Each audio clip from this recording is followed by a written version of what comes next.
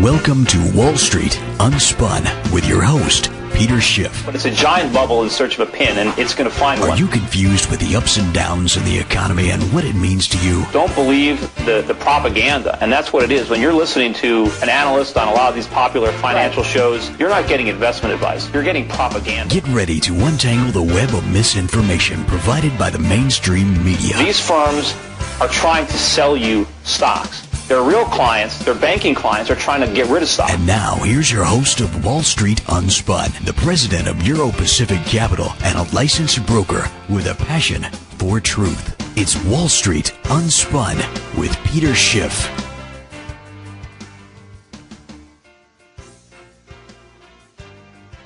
Hi, everybody, and it is Peter Schiff with a live edition of Wall Street Unspun, midweek market update. You know, it's the first Wednesday in a while that I haven't been on the road, on my way to or from one of the Republican Town Council meetings. So it's nice to be able to do the show seated comfortably in my home office. Anyway, for those of you who want to participate in the show, you can call live.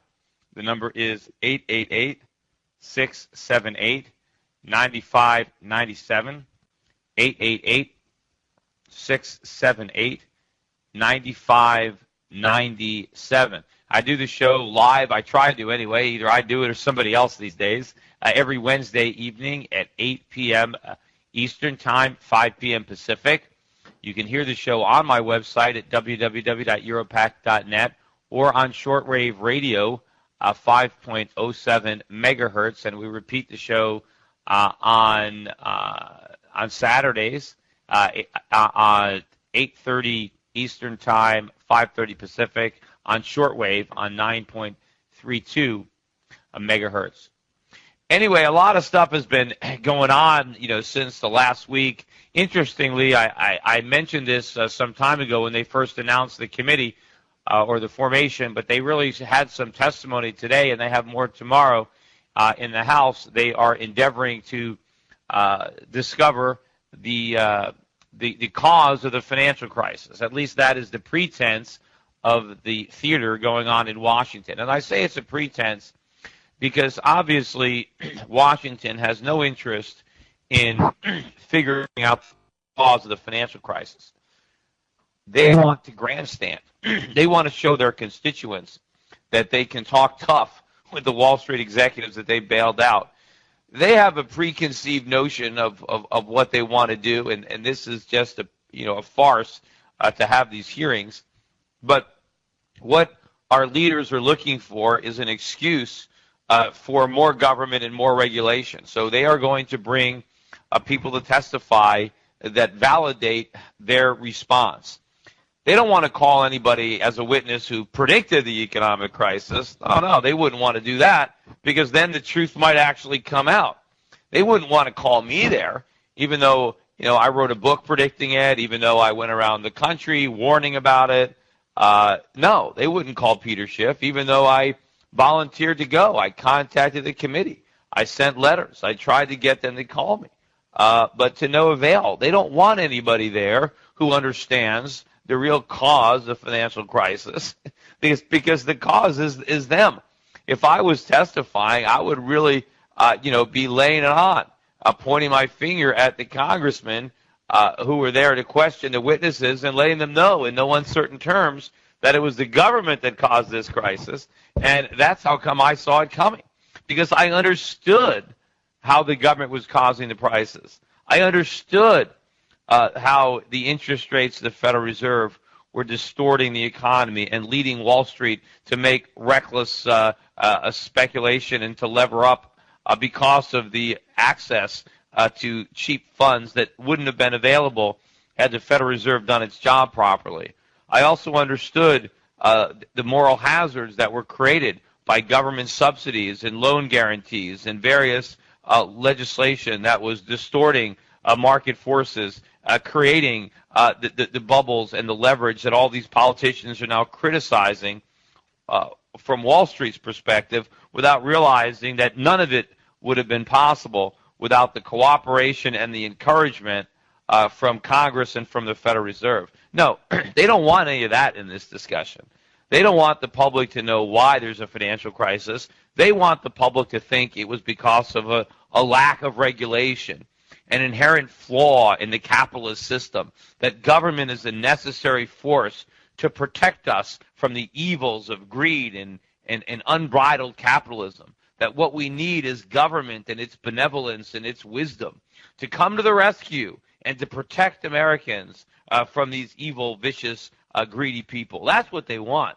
They want an excuse to grow and expand their power base and to put even more regulations on top of the most heavily regulated industry in the country, perhaps.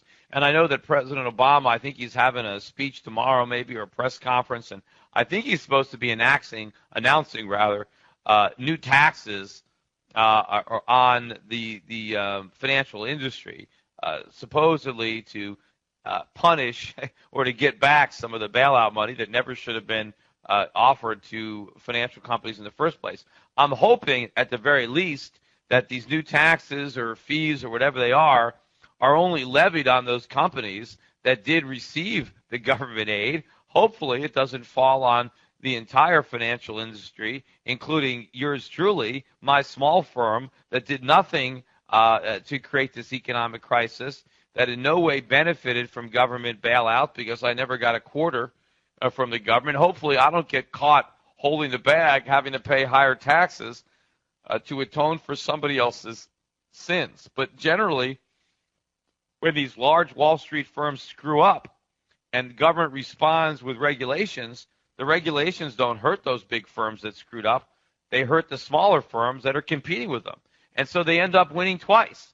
They win when they make all this money by recklessly speculating. Then they win again when they get bailed out. And then I guess they win a third time when Congress comes in and regulates their smaller competitors, making it harder for the small firms to compete, further entrenching these too big to fail firms, and giving them a better market share and giving them more opportunities to make a lot of money and take a lot of risk, knowing that if the risks blow up, their buddies in Wall Street are there to bail them out. Another item making the news is the fact that the Federal Reserve in 2009 reported a record profit. The Federal Reserve had profits of over $40 billion. And of course, by law, the Federal Reserve has to turn over the majority of those profits. They're allowed to make a small return on equity, and then any profits above that number are turned over to the Treasury. And that's, again, the Federal Reserve is a private company, and it is being taxed. It is turning over the profits that it earns above a predetermined threshold amount to the U.S. government. But it's not a government agency. It is a private corporation that is required to pay a 100% tax on its profits above a certain level. But, of course, the only reason that the Fed was able to generate profits is because they didn't have to account for the losses that surely exist on the books of their balance sheet. The Federal Reserve has accumulated over $1 trillion of toxic securities from Wall Street and financial institutions for which it is not marking to market. This is exactly what some of the other firms did that led to their bankruptcy. Yes, they can report the short-term profits that are generated because of very risky bets that they made, and that's exactly what the Federal Reserve did. They have made very, very risky bets, and of course, we don't know how those bets are going to turn out yet, but they're already scoring the trades as being profitable when they haven't exited yet. When we find out exactly how much the Fed lost is when the Fed tries to sell the toxic assets that it now owns and that it is not marking down on its balance sheet to offset the income that it claims that it earned. My guess is that these securities maybe are worth at best 50 cents on the dollar, which would mean $500 billion Fed. But who knows? They could be worth 30 cents on the dollar, 20 cents on the dollar. Some of them could be worth zero. Who knows? The Fed hasn't tried to sell them. And it's my guess that they never will. Despite the fact that the Fed likes to talk about the exit strategy, I don't think there is an exit strategy, because the exit strategy would entail selling these assets. and they can't do that because there's no buyers. That's the point. And so I think it's all talk, it's all bluff. The Fed is going to pretend that there's an exit strategy. Meanwhile, they know that they're planning to print money, buy mortgages as long as they can. I mean, because they are not prepared to allow the economy to suffer the consequences of the exit strategy. Because now we're exiting from a situation that's far more dangerous than it was when we entered.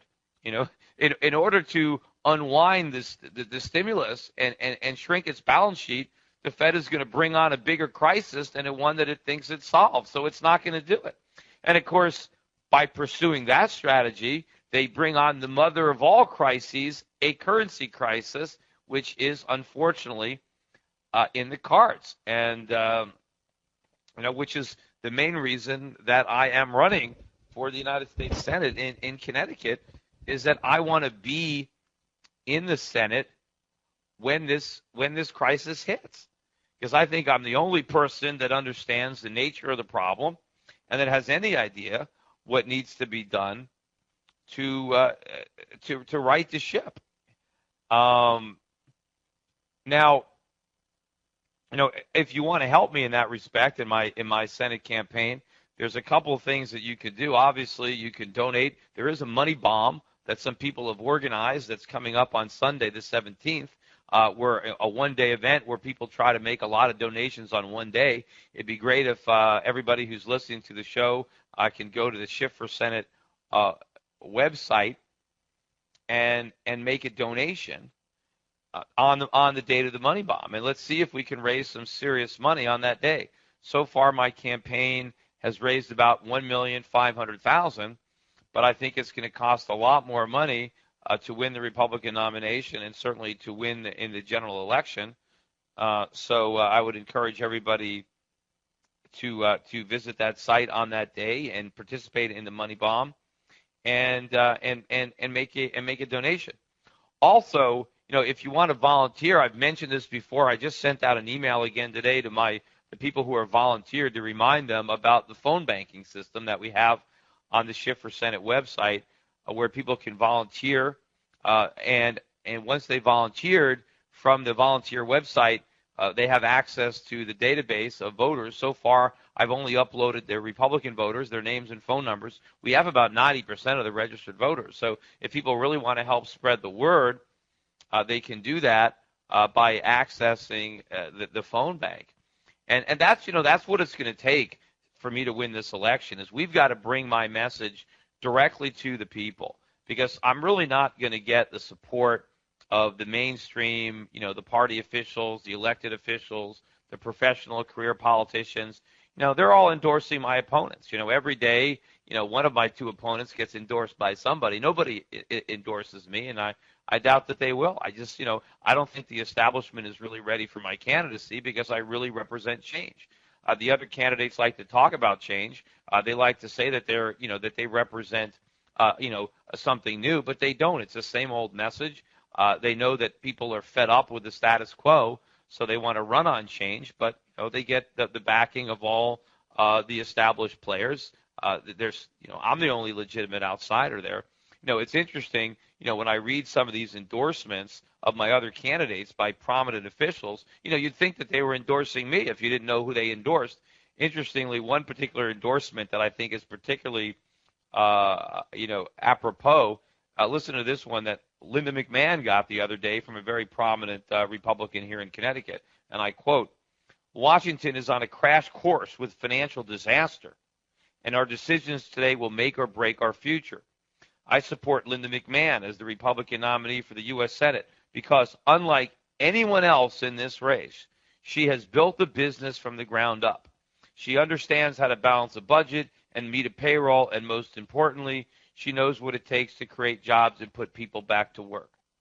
Now, notice the words. Here he is saying that we're on the crash course for financial disaster, yet doesn't want to endorse the person who wrote the book about the coming financial disaster, Crash Proof, who warned of a coming economic collapse, and even goes out of his way to say that Linda McMahon is the only candidate in the race to have started a business from the ground up, ignoring the fact that I also am in this race And I started a business from the ground up as well. I started mine on my own, and my business is very relevant to our economic problems. I started a financial company, a brokerage firm, an investment bank, an asset management firm. I'm right at the center of understanding the financial crisis. My business involves my understanding of economics. Surely, if we're on the way to fiscal disaster and a crisis, my experience uniquely qualifies me. My business experience is far more relevant, let's say, than McMahon's. Her business is professional wrestling. It's entertainment. It's trying to sell tickets to a show, to a spectacle. Not that there's anything wrong with that business. I mean, show business is a perfectly legitimate enterprise, and the fact that she's been successful, her and her husband, I've got nothing but respect for that, and they've done good. They've entertained a lot of people, with the type of entertainment that appeals to a lot of people, and as a result, they've been rewarded, and that's fine. But I don't necessarily see how relevant running that particular business is to the broader problems that face this country that obviously this particular prominent Republican is keenly aware of, and he certainly knows I'm in the race. I've met him. He was in the audience with one of the Republican town committees with which I spoke. He heard me. He shook my hand. He told me I did a great job, so he heard my story. He knows I'm there. But again, they're ignoring the fact that I'm in the race. They pretend that I don't exist. And I think what we need to do is we need to show the voters in Connecticut that I do exist. We need to make an effort to bypass the establishment and to go directly to the voters in Connecticut and let them know that they do have a choice, that it isn't just these two candidates, but there is a third candidate, and his name is Peter Schiff, and let them know my background, who I am, what my story is, and we can do that through this phone banking system. I'm going to be doing it myself through the campaign. I'm going to be doing advertisements. I'm going to be sending out mailers and doing radio and TV. But in the meantime, I think direct phone calls from supporters around the country where we make calls and just let people know who I am. Let them know my story and encourage them to do a little research about me. Encourage them to visit the website. Encourage them to check out the YouTube videos and read some of my stuff on the internet. And I think the more people that learn about me and discover my story, the more people that are going to support me. And even if I don't get support from the professional politicians and those entrenched in the bureaucracy who have been part of the problem, I'm going to get the support of the people who are desperate for real solutions and realize they're not going to get those solutions by accepting the status quo, that they're going to have to get them from new people, from new entrants into this. And, if I can win this race in Connecticut, every professional politician is going to be worried that their job is in jeopardy, because if I can do it, other people can do it. People will come from all professions and all walks of life. Regular Americans in the private sector will come and run to go to Washington and help clean up this mess that professional career politicians have put us in. Anyway, let me hop to the telephones and take your calls. First up is Elaine calling from California. Go ahead, Elaine. Hello? Hi, you're on the air with Peter Schiff. Yes. Hi, Peter. I have a quick question.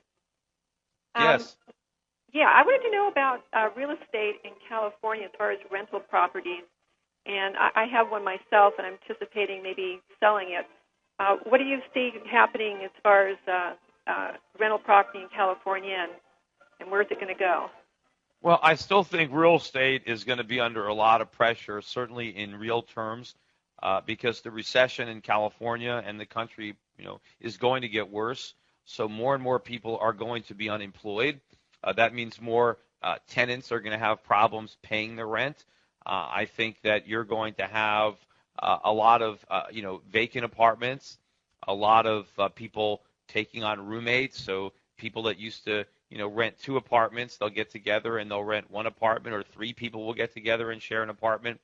I think you're going to find a lot of, younger people moving back with their parents and just, living in their old house. And so I think that that's going to put a lot of pressure on rental property. In the meantime, I think that the cost of operating these properties is going to go up. I think interest rates are going to rise. I think the cost of maintenance and repairs and property taxes is going to rise. So I just don't think being a landlord is going to be something that you want to be in a high inflation, high unemployment environment. Now, to the extent that you have a lot of debt, you might be able to make money as a debtor, but I would rather borrow money for something other than rental property in an economy that's going to be in a depression, basically. So I think you should really look abroad. You should look to understand that dollar-based investments are going to lose value, and try to protect yourself from that, and try to, look at your wealth in real terms. Even if, rental property doesn't decline in terms of dollars because we print so many of them, I think it will decline in terms of everything else. And so you have to be wary of that and invest abroad. I mean, that's the unfortunate consequence. I think that I'd rather own property than bonds. I think the people who are going to lose the most in the long run are going to be bondholders. You never know. There could be more pain for the property holders before the massive inflation kicks in. Okay. Yeah, I have a property. It gives me good rent, so it's kind of hard to think about selling it. But I do have a lot of money. Well, if it's giving you good rent, that's going to help you sell it. What you don't want to wait until your tenant stops making his rent payments, and now you don't have rental income, and now you can't sell it. So, the time to sell rental property is when you have a good paying tenant, because somebody will buy it from you. If it's vacant, or you've got a tenant in there who you're having to evict and you can't get them out, I think in California evictions are not that easy. So to the extent that you have a tenant that stops paying rent, they could be there for a year before you get rid of them. I know that's what I'm thinking about. So yeah, I think it's you're right on when you talk about that, and it's better to get out while you can. Anyway, thank you for answering my question, and I will be at your money bomb donating. And good luck. Oh, I appreciate that. Thank you very much. Thank you. All right. Well, next up is going to be Ted in Louisiana. Hi, Peter. Love the show. Hi. Thank you. Happy New Year to you. And Happy New Year to you. Peter, I have a quick comment and then one question, and they kind of lead into each other. So my comment is, I really get it when you say that the inflationary cycle that is bound to come will be a deflationary period for people that are holding on to commodities. And I don't think a lot of people really understand exactly when you point that out how that works. So I'm kind of hoping that maybe you can find a better analogy so that people can really understand what's coming. I don't necessarily use commodities. Well, look, when you have an inflationary boom and prices get too high and markets get distorted based on prices that are wrong, that don't really reflect the true underlying fundamentals, when you have these distortions and ultimately the bubble bursts, there's a deflation where prices come back down to more realistic levels, and that is a healthy process. So the deflation is part of the cure, and it's something that we need. But the politicians hate deflation because deflation hurts debtors, which, the government is the biggest debtor.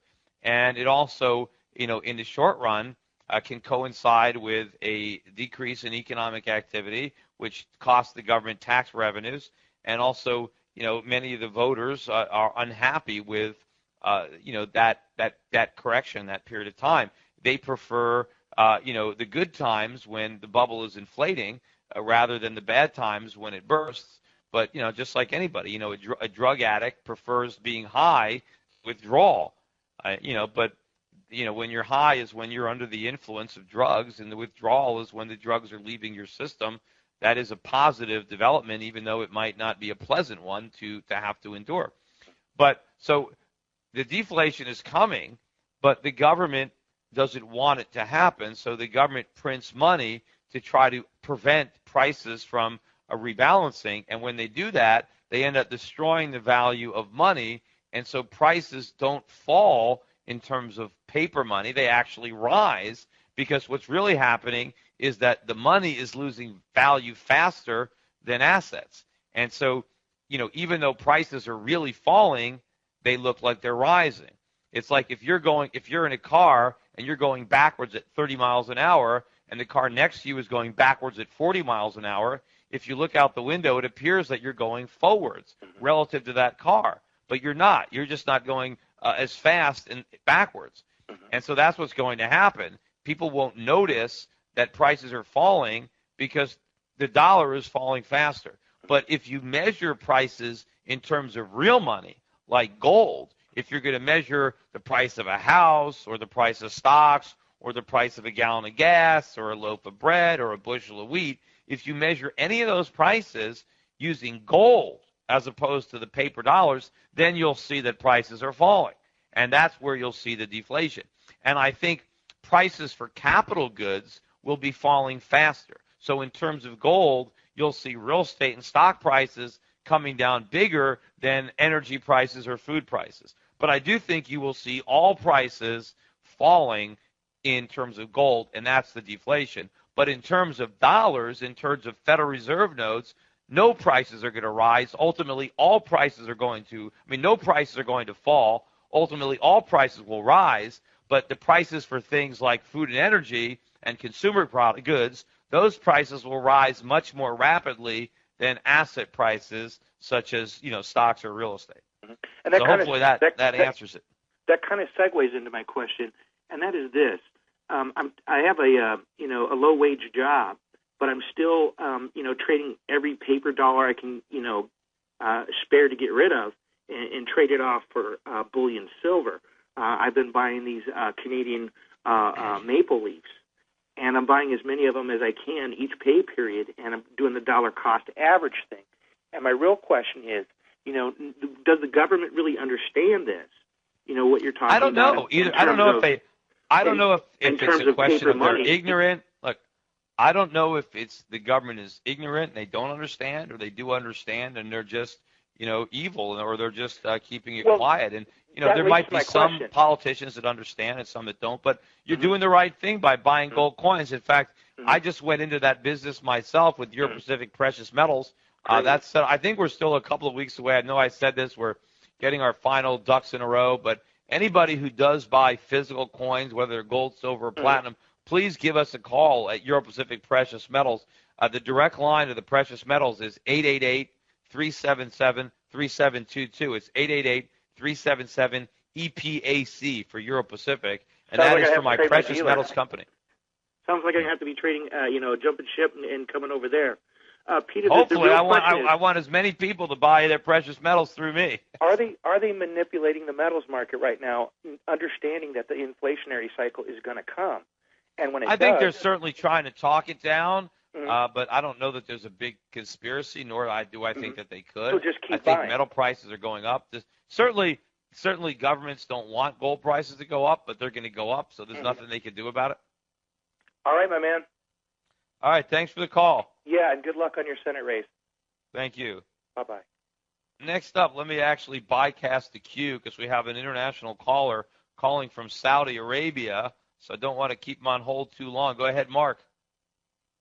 Hey, Peter.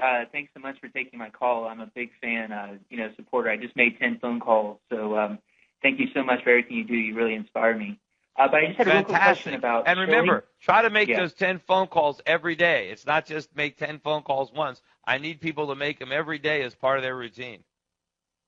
Yeah, okay. I haven't done that. I need to get on that. But anyway, I had a question about Chile. And I know that it's like a country that's really high in economic freedom, according to Dr. Gwartney's Economic Freedom Index. And so I was wondering if you guys at all were going to expand into Chile so that some of your clients could buy stocks there. Because I know it's like an emerging market and, things like that. Yeah, we don't really have any Chilean companies, and I've known about Chile for some time. In our managed accounts, we do have a couple of Brazilian names that we added to get some more Latin America exposure. But yeah, we will look into expanding our coverage into the Latin American markets a little bit more than we have been in the past. And I know you've got currencies like Chile or like I think Peru, where they've made a lot of progress. And ultimately, it's unfortunate, but I think the new Latin America could be America, North America, this part of the continent. We could be the giant banana republic, and there could be more opportunities on the other side of the equator than up here. So, and that's a very sad turn of affairs. But you got that right. Well, I appreciate you so much. Actually, where I teach, another guy is a Euro-Pacific client. So we're always talking to other people, trying to get them on board. So it's a lot of fun. I will appreciate your support and appreciate you calling all the way from the Middle East. Thanks a lot. Yeah, it was tough. I had to get up really early, so you owe me. All right, we'll go back Thanks, to Peter. sleep. Bye-bye. Thanks. Bye. See, if Mark could make calls, if he could make those 10 phone calls from Saudi Arabia, you guys can make them from the U.S. That's really great that people, are calling Connecticut voters, from Saudi Arabia. He certainly sounds like an American, though, so that's good. Anyway, next up is Adam in Michigan. Hey, how's it going? Going well. How are you, Adam? I'm doing really good. I have a really quick question for you regarding buying a home. Here's the deal. You obviously know how bad the housing market is all over the country, but it's terrible here. 10 years ago, bought a house, put more than 20% down. I'll never see that again. But my sister-in-law is in a position now where she wants to sell her condo. She's married with one kid. They're planning on having another one. There's not going to be enough room in the condo for the four of them. She wants to sell her condo this spring and then buy a house in the summer. And I told her, I asked her, I'm like, do you plan on putting 20% down? And she's like, oh, yeah, I put more than 20% down on my condo. I'm like, well, are you ever going to see it? And she's like, well, no. I don't want to pay private mortgage insurance, though. I told her what she should do because of all these arms that are going to be adjusting in the next year, starting this summer, that she should sell her house and rent. And then when the housing market comes down even more, she can probably buy a really nice house on the cheap, and instead of putting 25% down on it, maybe put like 3 or 5% down on it, because I think PMI is typically 1% of the entire loan. $1,000 house, she'd only be paying $166 extra dollars a month, and she kind of just looked at me like I was weird. But I thought that, I feel like I'm going to get the same story. You're throwing money away renting something versus if you buy it, you own it, and it'll appreciate in value. And I'm trying to tell her, I'm like, homes aren't going to appreciate in value for a long time. Mm-hmm. So, yeah, if you were in that position, what would you do? Well, look, it depends on how you're looking at things. If you're going to buy a house, because you just want to do that, that's, even though it's not going to be a good investment, which it's not going to be. So, but there are reasons to buy a home that have nothing to do with, an investment. There could be a home that you want to buy, and that you just don't feel like renting. So to the extent that that's the case, definitely number one, buy the house knowing that, it's going to cost you. The house is going to depreciate, and there's going to be expenses that you don't have as a renter. But the best way to do it, in my opinion, is to put the smallest down payment possible. Now, if you're buying a large house, $1 million plus house or something, you're going to have to put at least 20 or 25% down. But if you're going to buy a house that's only a few $100,000, you might be able to get away with it with a 3% down payment. You might be able to get an FHA mortgage and only put 3% down. That is the way that I would do it. I would want to put as little money as possible into that property, not only because if the property plunges and you walk away from the mortgage, you walk away from nothing because you really put down nothing, especially if you can take advantage of the tax credit. But, ultimately, the only thing that's going to work in the favor of the homeowner is going to be the debt that they have. So you want as much debt as you can, and right now you can get a 30-year fixed-rate mortgage on a conforming loan or an FHA loan that's very low. 5%-ish or so. That is very, very cheap money. And, rents can go up, but if your mortgage payment can't if you have a fixed rate. Yes, your property taxes might go up, but your mortgage will not. And if inflation is as bad as I think it is, by the time you're making your last mortgage payment 30 years from now, the postage stamp that you're using to send in the check will have a larger number on it than the check itself.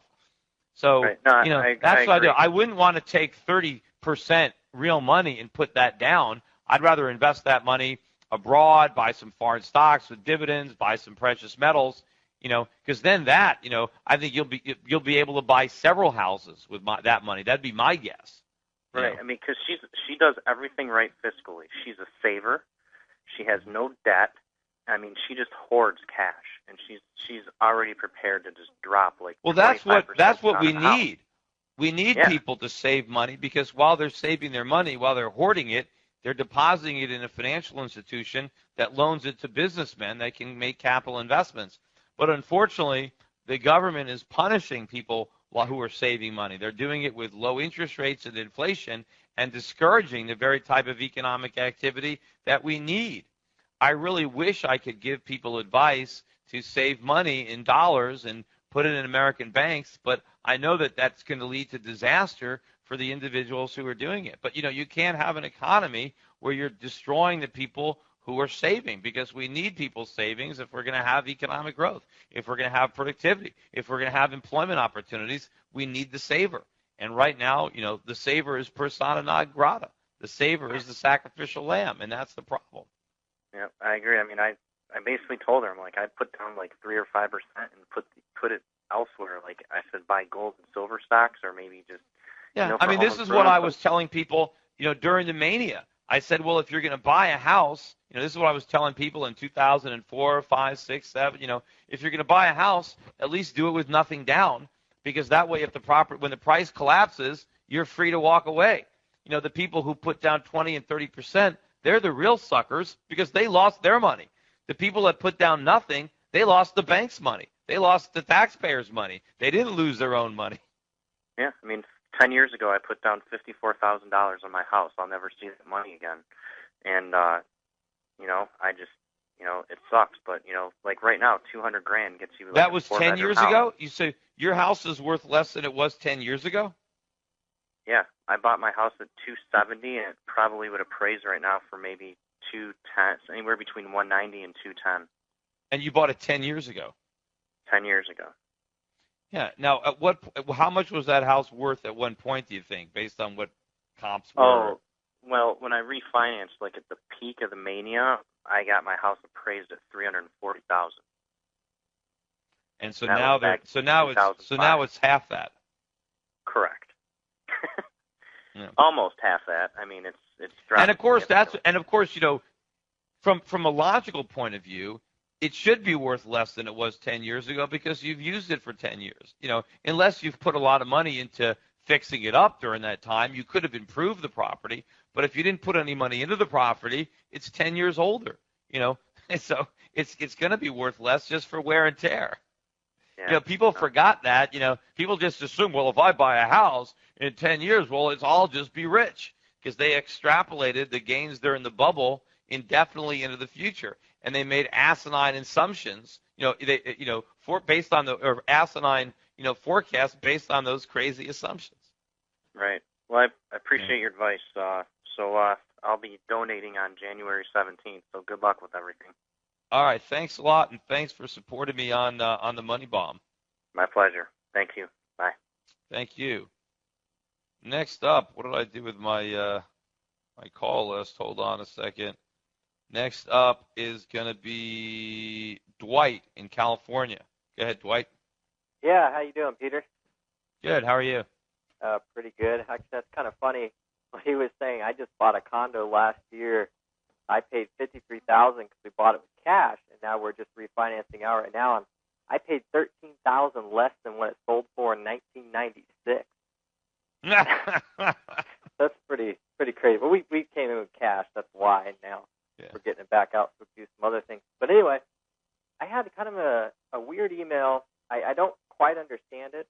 I'm not the brightest guy, but I'm reading this email I got from goldsilver.com. It's on a blog, and basically there's a new thing the SEC is trying to put out on the money market, and basically they're trying to change money market rule 2A7. So from what I understand, basically it's if you have your money in the money market and then you have the money market fund manager, if the market starts to crash and this goes through, then and you call to say, hey, I want to pull my money out, basically they say, oh, that's considered a run on the bank, and that's now illegal. We can't do that. So you can't even pull your money out if you had it on a CD or treasuries or whatever you put it in. So, I mean, they might do like 5%, a little over time. So if the market's crashing, basically every single person who has their money in there is completely screwed. So do you know anything about that yet? I know it's brand new, so I don't know if you even heard about it yet. Or if I can email this over to you. What was it again? I'm sorry, I just got distracted. Hear about what? What did you say? It's it's talking about a new regulation proposed by the SEC, and they're trying to change Key Money Market Rule 2A-7, and basically they're trying to overhaul the money market regulation, and they're suspending redemption. So a fund manager would have the option to suspend redemptions to allow for the orderly liquidation of fund assets. So basically, if you had your money in CDs or wherever that has to do with the money market and the market started crashing and you tried to pull your money out, the fund manager would say, sorry, your money's frozen. Bank runs have become illegal. So you're basically screwed and all your money in CDs or whatever. Yeah, I mean, I haven't read about what you're proposing, but, you know, a lot of people are under the false impression that a money market account is riskless, that it's always going to be $1 because it normally is $1. But that's not the case, because in order to earn those higher returns, they do take risk. They do buy securities that theoretically could go into default. And so if enough people want their money out of the money market funds, they have to sell those securities, and there might not be a liquid market. So, I mean, people have to understand that. And I know when people go into a bank and buy a money market, they do say that the money markets are not FDIC insured. But, you know, what did happen during the last financial crisis is the government did stand behind money markets, and it basically started guaranteeing them, which it shouldn't do. You don't want to create the impression that money markets are guaranteed because people, you know, we need the markets to allocate a capital properly, and in order to do that, the risk of loss has to be maintained. Otherwise, by taking away the risk, then money will flow to the riskiest of all possible assets, because that's where it'll get the best return. The only thing that keeps the risky assets from getting overly owned is the fear of loss. And so we don't want the government doing anything to mitigate that fear, because it distorts the economy in ways that lead to disastrous results. Yeah, that's pretty interesting. So I guess a lot of people are going to be in trouble. Most people don't know anything, so they just do those because it's simple. Yeah, well, look, most brokers, I mean, there are people that think that things are safe. There's certainly, the industry has a vested interest in these money market products. They make a lot of money off of them, so they try to create the impression, and for most people, so far, they have been pretty solid. I mean, it's very rare that a money market fund breaks the buck, but under extreme circumstances, and I think we are in a situation where extreme circumstances could become more the rule than the exception. People have to be cognizant of that. Anyway, thanks for the call. Yeah, thank you. The next caller in the queue is Bob from Georgia. Hello. Hi, Bob. Yes, good to talk to you, Peter. I hope you're feeling this week with all that coughing going on. Yeah, I'm still coughing, but it's getting better. Okay, great. Look, I've got a pretty good bit of money I tried to put into the gold. Instead of putting it in the gold, I went and put it into mining stocks. And I was wondering if there's a large amount of dollar loss value, and at the same time perhaps a double dip like a recession. With those stocks, are they likely to drop a lot, even though they should be gaining value? What do you see happening in that area? Well, there's no way to know for certain what's going to happen, in the short run, in the immediate response to anything. I mean, obviously, I had a lot of gold stocks personally when the financial crisis hit, and those stocks got killed more than the general market. Now, in the aftermath of that crisis, as the market has recovered, the gold stocks and the metal stocks in general have recovered more than the other stocks. And so if you look at today, people are in better shape who own gold stocks going into the collapse than people who own non-gold stocks. But you never know what the immediate reaction is going to be. So the next leg down, the next crisis, if it occurs, it could mean that gold stocks could immediately shoot up. I don't know. And I think if they go down, it doesn't mean that we're wrong to hold them.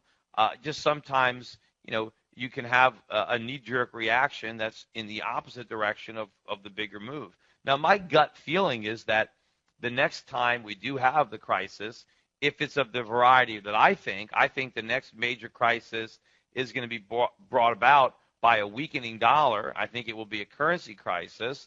I think that is inherently very positive for gold and very positive for gold stocks. So I think the next crisis will result in a much different short-term outcome than the last crisis. But again, I could be wrong again. I mean, I didn't expect the outcome the first time, although I allowed for the possibility of it. I do think that the possibility of that type of outcome now repeating itself, where in the aftermath of a crisis, we get a flight to the dollar, we get buying of dollars in treasuries and selling gold. I think the odds of that happening again are significantly reduced, the fact that it already happened once. And I also think that there are a lot of people that expect it to happen again. And for that very reason, I think the odds of it happening are greatly diminished, because the market generally does what the fewest people expect it to do. Well, I appreciate the information. I wanted to make one other comment, if you'd let me. Go ahead. I know that you predicted a lot of this and in great detail, and I'm not trying to toot my own horn or anything, but for years I have thought to myself, how could the system just continue the way it was going, with so many things being so awkward and so strange and so opposite the way that nature works. And I say this all the time, and I know that I'm not the only person that saw this coming, and I know that I'm not the only person that predicted it. And the reason that I know this is because for years and years, I got emails from people who read my stuff or saw me on television, and what they said was, "You're saying exactly what I've been saying. I've been saying the same thing as you, and everybody thinks I'm nuts. I get into arguments with my friends, with my family members." So I was the only one who said it on television. I was the only one that took the time to write a book about it, but all I did is apply the same common sense that thousands of other people had all around the country who didn't get caught up in the mania, who were thinking clearly, and when they saw me, it was like a breath of fresh air because it validated their own thinking.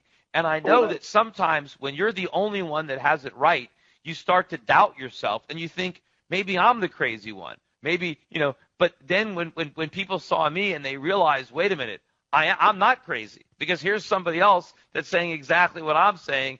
I'm not the only one. And so that's how I know. So again, I'm no rocket scientist. I'm not a genius. I just exercise common sense and happen to do it in a public manner.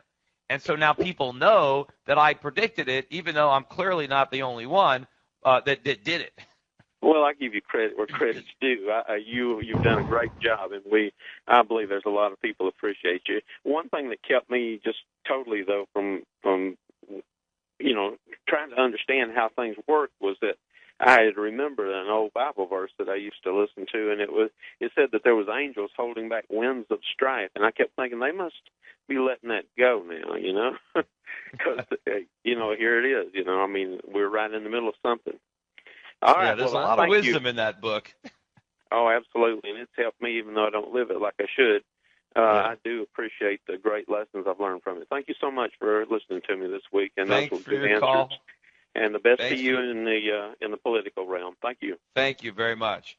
Anyway, we've got about 10 minutes left. I'll try to get to the 3 remaining callers, so let's have no more calls because I doubt I'll have time for anybody else. Let's go to Jay in Illinois. Go ahead, Jay. Hi, hello? Yes, you're on the air. I got like 5 questions. I'll ask you really quick. I'm a college student, and I really appreciate what you said about the student loans. I think you're dead right on. But my first question is, I have a dad. He's trying to start a business within the next year. I've been trying to convince him that like the dollar is going to collapse, retail is not going to be that great. but he won't listen to me.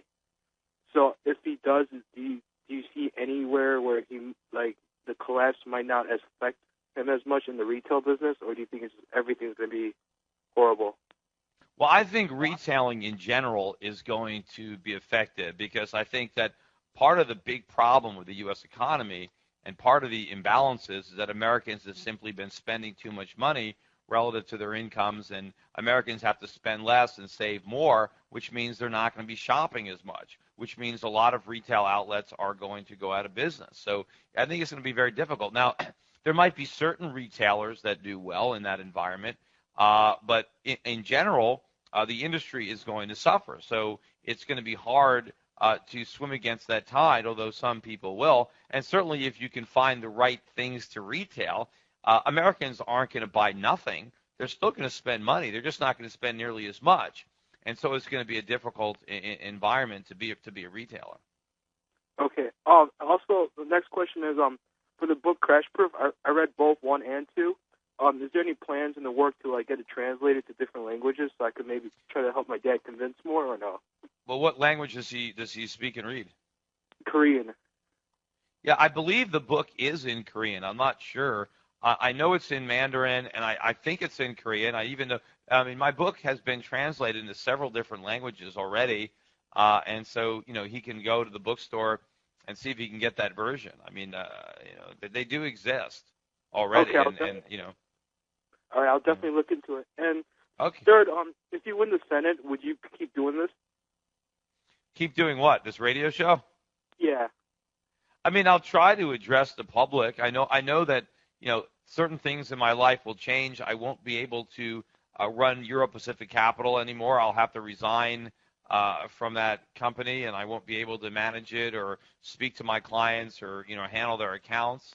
I think I will be able to do podcasts or radio shows. I think I can speak to my constituents, and obviously, other people who don't live in the state of Connecticut would be able to listen. So I'm sure I will develop some sort of forum to communicate with people the way I'm doing now, but it might not be through this specific media. There are different rules and things that I will have to abide by once I am a U.S. Senator.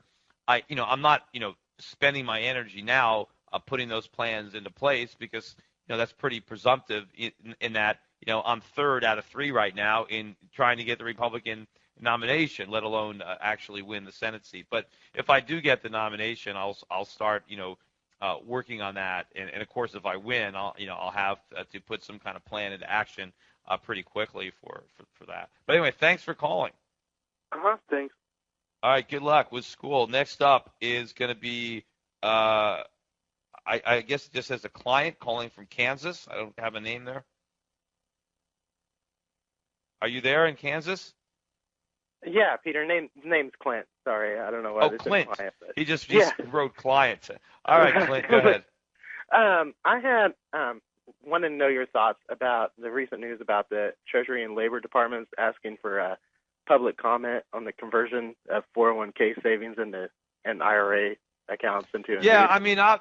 This is obviously very troublesome because I know that the government is trying to say that a lot of people lost a lot of money in their IRAs or 401ks, and they want to have some kind of system, and I don't even know what it's going to be, where people can, opt to convert these IRAs into some form of an annuity that would probably include owning U.S. Treasuries or U.S. government bonds, which obviously, is something the government might want because they realize that they're going to have trouble selling their bonds, so maybe they can force them on American public through, IRAs or through pensions and force people to sell their stocks and buy government bonds.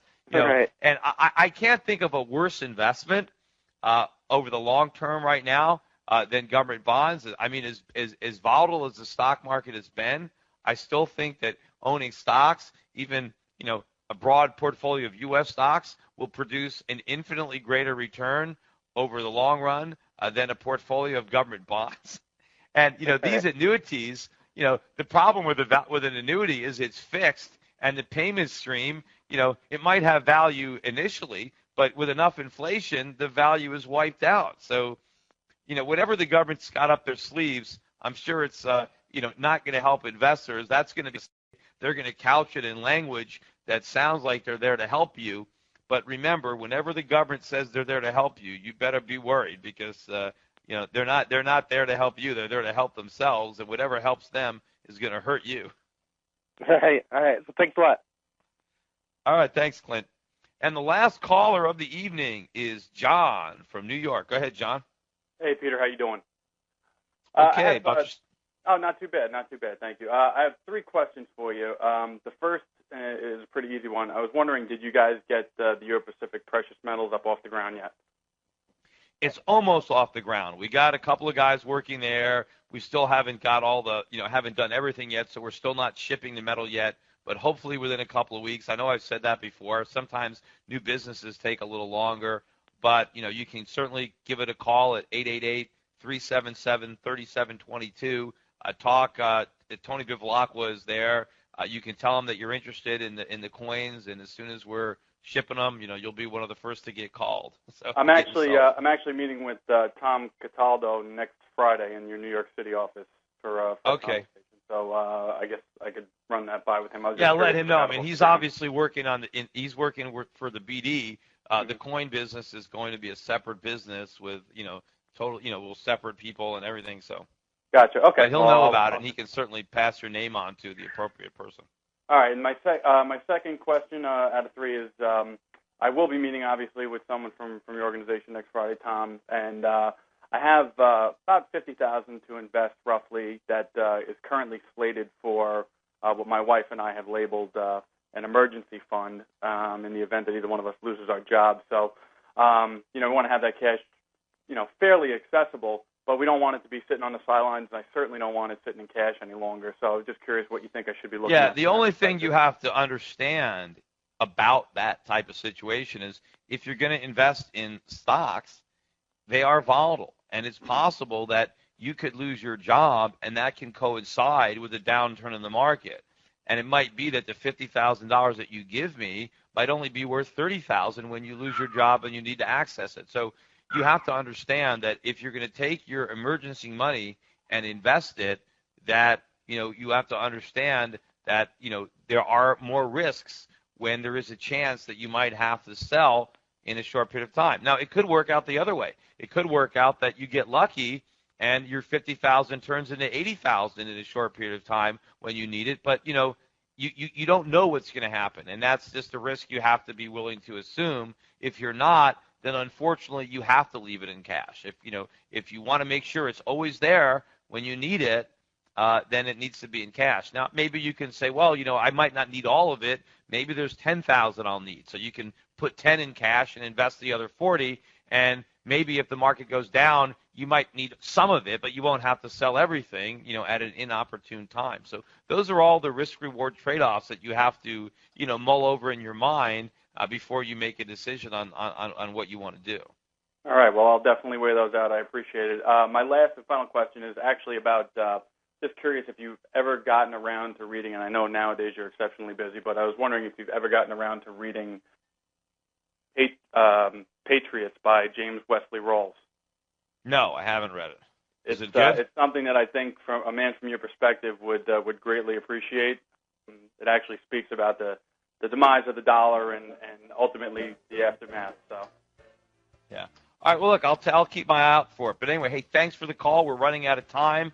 Hey, I forgot to mention the trade deficit just came out recently. Again, the trade deficit is getting worse. It is widening because of the stimulus. And again, that shows that our problems are getting worse, not better, as a result of what the government is doing.